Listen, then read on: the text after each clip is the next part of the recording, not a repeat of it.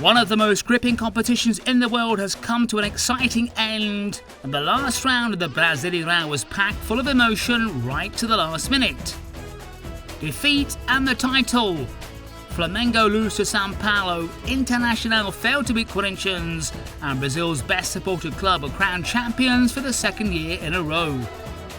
Right to the wire. Decisions went against Internacional, as a last-minute goal was ruled out, and they remain without a Brasileirao trophy since 1979. Mobile madness. Flyer players zoom in on the intergame on their phones and go crazy at the final whistle. All the details, the pain, the joy, the scenes that sent the title Flamengo's way, all coming up in our dramatic end of the season finale.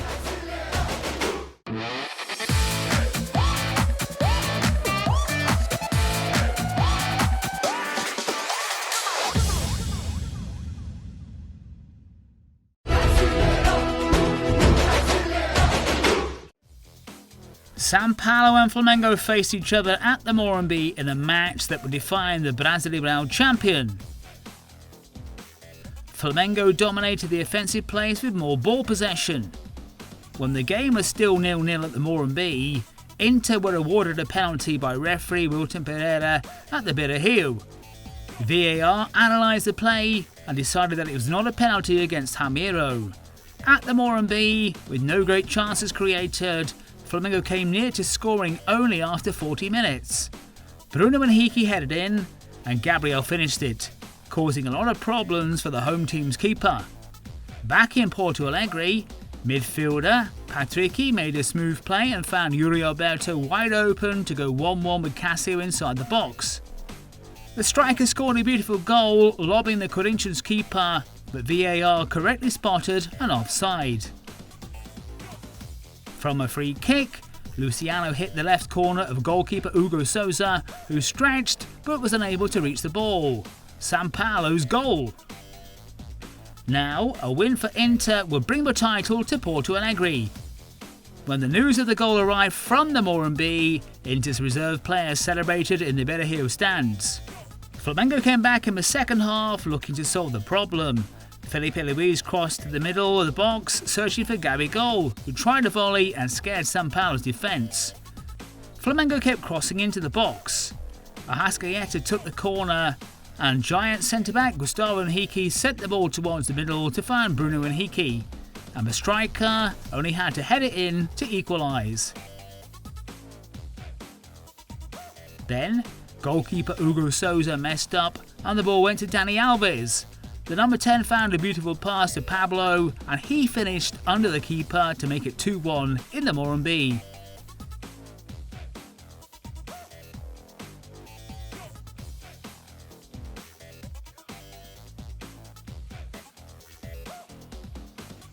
With the result, São Paulo finished in the top 4 and got the spot in the Libertadores stage.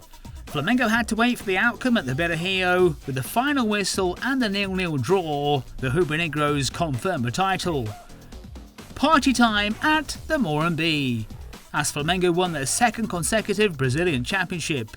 Rogério Ceni, the greatest idol in the history of São Paulo, raised the Brasileirão trophy in the stadium that he spent his entire life as a player. The manager celebrated with the Flamengo men and was lifted in the air by the entire squad. Captain Diego then held the trophy aloft and crowned the title with a beautiful campaign from Flamengo.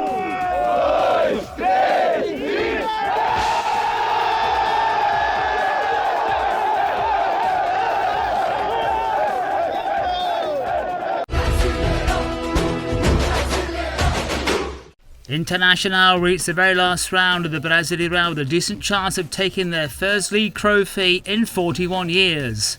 All they had to do was beat Corinthians and hope for a Flamengo loss or even a draw with São Paulo at the Morumbi.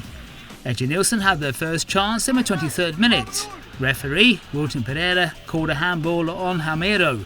The home side would have had their first chance to open the score in the Brasileirão, but VAR thought otherwise and the decision was overturned. There was an intense sequence right before half-time. Patrick put Yuri Alberto in on goal, and the 19-year-old showed all his goal-scoring abilities with a chip over Cassio. but VAR was there once again to rule the goal out.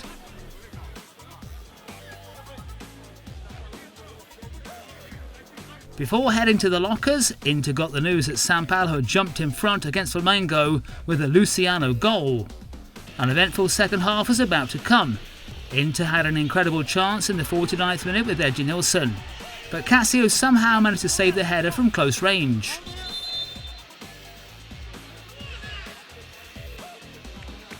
Right after the Cássio miracle, Caio Vidal hit a good shot from outside the area that hit the post. Corinthians came close to icing Inter's title chances, but Joe couldn't quite reach Leonatel's cross. Inter had a quick answer from the corner kick. Centre-back Lucas Ribeiro came this close to being an unexpected hero with a header over Gil. Just look how close this was. In the final minutes of the game, Inter went all out on the attack and found the back of the net once again, but the referee had already called a foul before the goal. It would have been the Colorado's dream title, but unfortunately for Inter's fans, Edilson was just offside. A huge disappointment for the Reds players at the final whistle. Inter had the chance of taking it, but just couldn't get it done. Flamengo are back-to-back champions.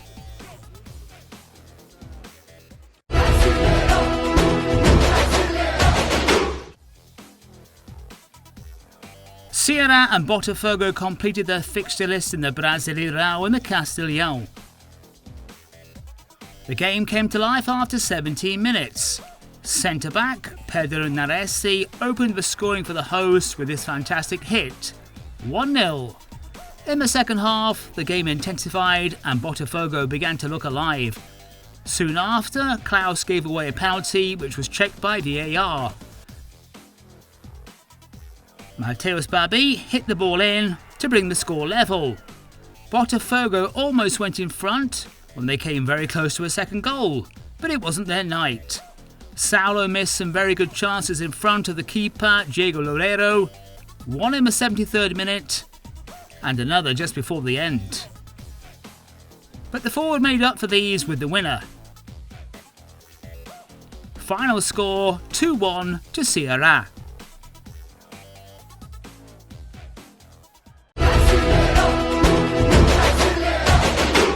Bahia hosted Santos at the Arena Fonte Nova looking for a spot in next season's Sul-Americana. Santos had already booked a spot in the Libertadores. They didn't have much to play for and started with a lot of reserve players. Bahia got off to a better start. 10 minutes in, Gilberto came close to scoring with this. The reward came in the 14th minute. After the corner, there was a beautiful volley from Rossi inside the box. What a goal from the winger.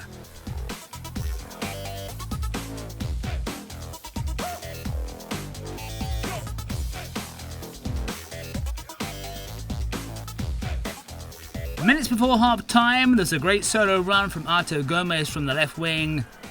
Vinicius Balheiro connected with a good header and made Douglas produce a great save. The second half was quiet, and Bahia's first chance after the break came in the 65th minute. Matheus Bahia hit a decent shot after Rossi's cross. 5 minutes after that, Gilberto hit a good shot from a dead ball and forced an amazing stop from João Paulo. Bahia still had an opportunity to double their lead in injury time with Alisson after an assist from Juninho Capixaba. With the win, the Tricolor somehow managed to secure a spot in next season's Sul-Americana.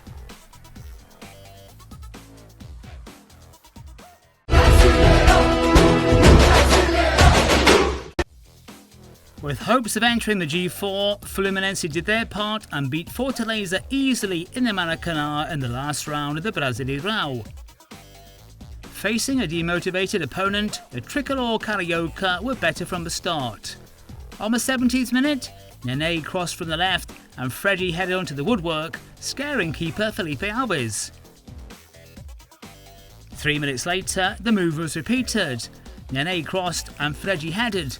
This time Felipe Alves made a great save, but Freddy took the rebound and sent it into the back of the net.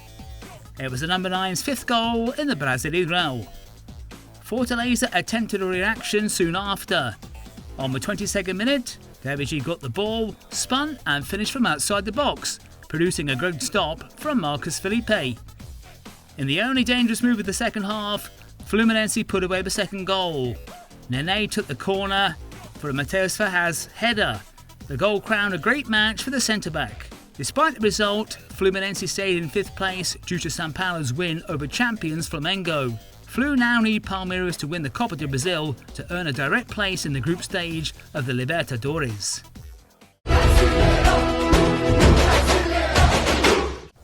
The Arena da Baixada is one of the most modern stadiums in Brazil and home to Atlético Paranaense, who have the second best defence in the league. They took on Sport on the final day of the season. The hosts got off to a flyer very early on. A fantastic ball from Christian was moved on by Renato Kaiser, who found Nicão. 1-0.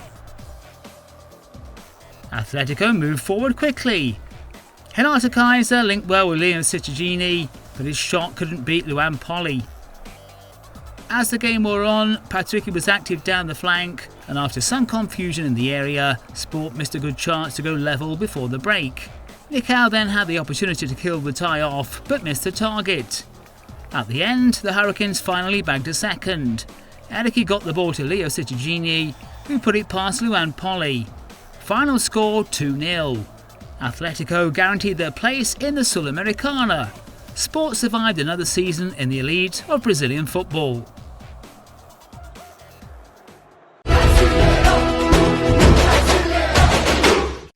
Galo and Palmeiras faced each other in the last round of the Brasileirao in the Mineirão. Atletico were already thinking about next season and looking for a new manager. Jorge Sampaoli will leave Galo and watch the game from the stands. Palmeiras spared their main players because of the Copa do Brasil finals on Sunday. Palmeiras defenders kept passing the ball around. Young goalkeeper Vinicius cleared the ball against Diego Tardelli and it almost went in. There was a beautiful play in midfield by Palmeiras and Lucas Lima launched a great ball to Wesley. The young striker went 1-1 against Everson. The keeper made a good save and the ball hit the crossbar.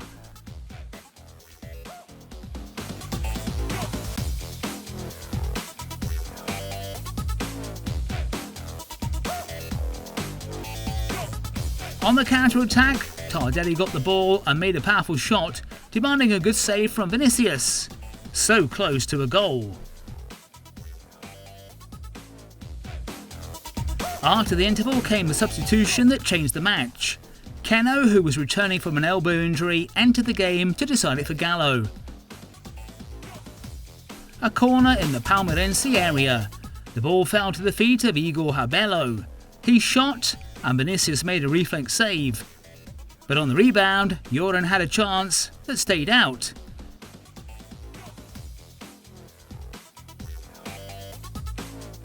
Keno received a good pass from the left of the attack. He tried to force the ball in. Eventually got through to midfielder Jair, who pushed it into the back of the net. 1-0 to the hosts.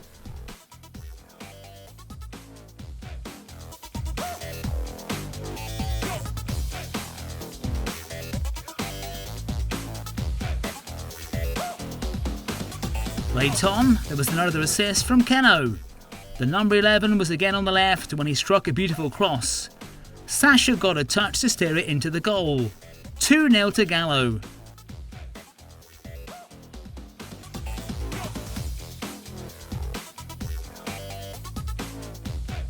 At the final whistle, Atlético Mineiro finished in 3rd place with 68 points. Palmeiras finished 7th with 58 and are now focused on Sunday's Copa do Brasil final.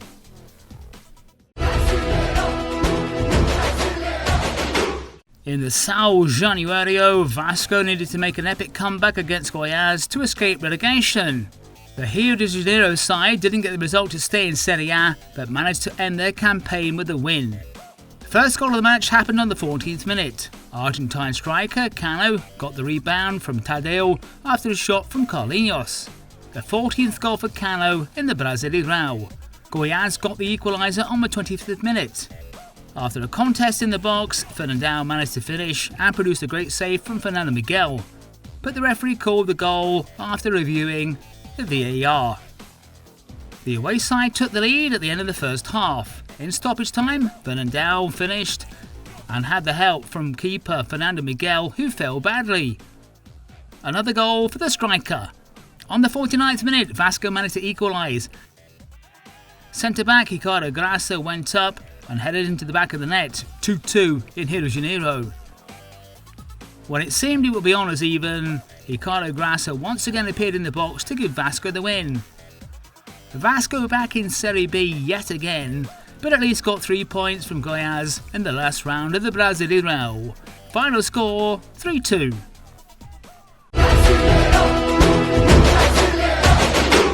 Red Bull Bragantino and Grêmio clashed at the Nabi-shaded Stadium in another match of the last round of the Brasileirão. The home side was sitting in 11th place and had clinched a Sul-Americana spot. Grêmio had their attention on the upcoming Copa do Brasil final against Palmeiras and already had a guaranteed spot in the Libertadores. The first chance for the hosts came in the 2nd minute of the match. There was a good ball from Vitinho to Evangelista, but his shot went over the crossbar.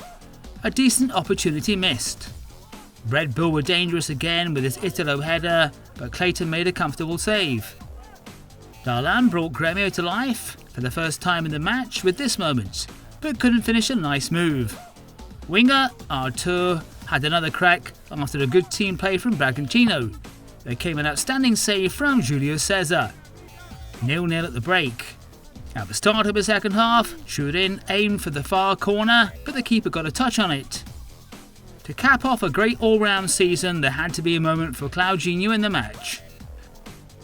He finished his great collective effort from Red Bull and scored his 18th league goal of the season, as he finished the Brasileirao's joint top scorer alongside São Paulo's Luciano.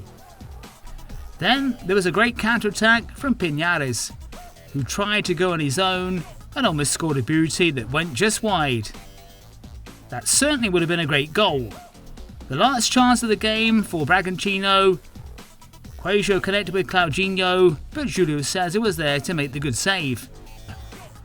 Final numbers in Bragança Paulista. With the win, Red Bull reached 53 points and the 10th position, as Grêmio finished in 6th with 59 points and a Libertadores spot.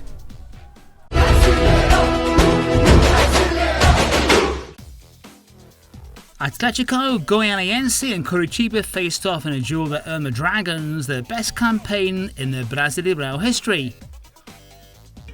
After 2 minutes, Gilvan went up for a corner kick and opened up the scoring with a header.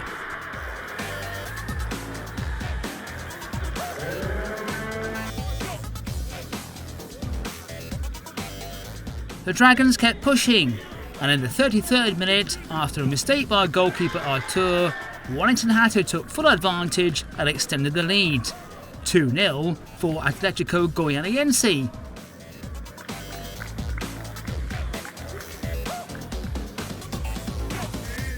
And in the first half, in extra time, Wellington Hatter tried the cross and the ball came off Guilherme Biro and into the net.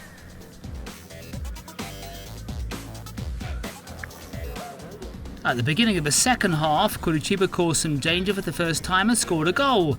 Ricardo Oliveira went up and headed in with great skill to find the net for the team from Paraná. Atlético Goianiense still had a chance to score another goal and extend the advantage, but Jonathan and goalkeeper Arthur prevented it in an incredible way.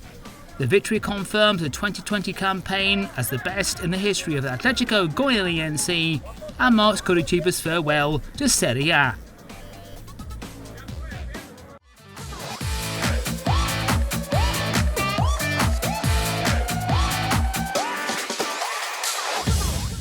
In third position and our top three of the most beautiful goals in the final round of the Brasileirão is Luciano. The São Paulo forward took the free kick that opened the scoring at the Morumbi with class. Luciano looked at the keeper's position and put his shot past Hugo Souza, sending the ball into the back of the net. Luciano, one of the top scorers of the Brasileirão, guaranteed a place in our list of the most beautiful goals. In second place on our list, a goal that can be called a masterpiece. A play nicely built up by Red Bull's attack that ended with a great finish by Claudinho, one of the top scorers of the Brasileirão. No chance for keeper Julio César, Claudinho, who finished the game with great talent, is in second position of our top 3 goals in the final round of the Brasileirão. In first place of our most stunning goals is Rossi, forward of Bahia. After the corner kick in the box, Rossi got the rebound and finished with a beautiful volley into the back of the net in the best Brazilian style. A great goal to close our top 3 in the last round. Watch it and let it sink in. Celebrate it, Rossi. The last round's most fabulous goal is yours. Matchweek 38's best save was one of the most incredible in the whole season. What a miracle from Vinicius Silvestre of Palmeiras. Everything started with Guilherme Arana's corner. After some confusion inside the box, the ball was clean for Igor Rabelo to score, but Vinicius Silvestre was there with an amazing stop. That was the best save of the round.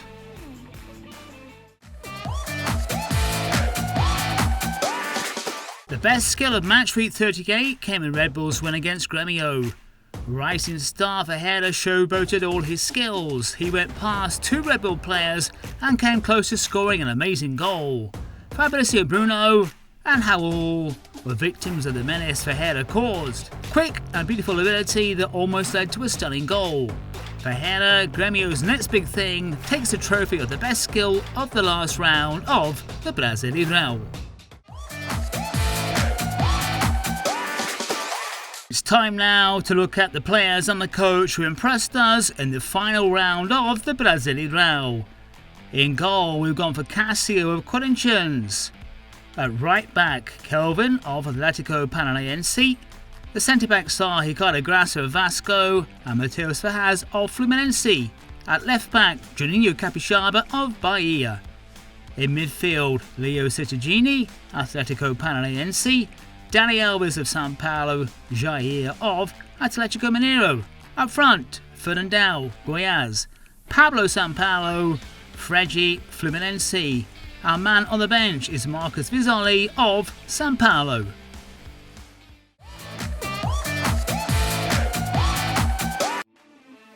It's time to meet the best player from round 38. It's quite rare for a centre-back to score a brace in a match. Vasco couldn't avoid relegation, but Ricardo Graça guaranteed them 3 points and was named the MVP of Matchweek 38. In his first, he took advantage of the corner and finished off with a great header.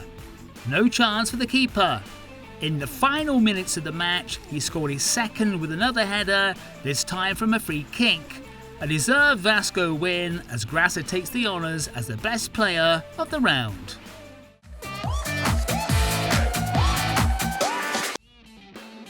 This is how the final table looks like at the end of the Campeonato Brasileiro. Flamengo are crowned champions, closely followed by Internacional. Atlético Mineiro and São Paulo take up the Libertadores proper places. Right behind them are Fluminense, Grêmio, Palmeiras and Santos.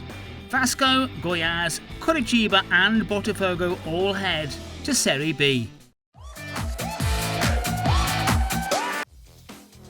Argentinian star midfielder Nacho Fernandez was announced this week as Atlético Mineiro's new signing for the next 3 seasons. The former River Plate man cost Galo around $6 million and will wear the number 26 jersey. Flamengo have renewed the loan of midfielder Thiago Maia from French side Lille. The new deal runs until June 2022, and Flamengo have the option to acquire 50% of his economic rights for €7 million. Maia is currently recovering from a knee injury that might leave him out for another 6 more months. Spain international Juan Fran won't be a São Paulo player next season. The 26-year-old right-back played 56 games with the tricolor but didn't score a goal. The player asked not to be in the squad for the last game of the season against Flamengo. That's it from this season's Brasileirao. We really hope that you've enjoyed our coverage of South America's most exciting league. We'll be back later this year with more terrific skills, stunning goals, and red-hot action from the Campeonato Brasileiro.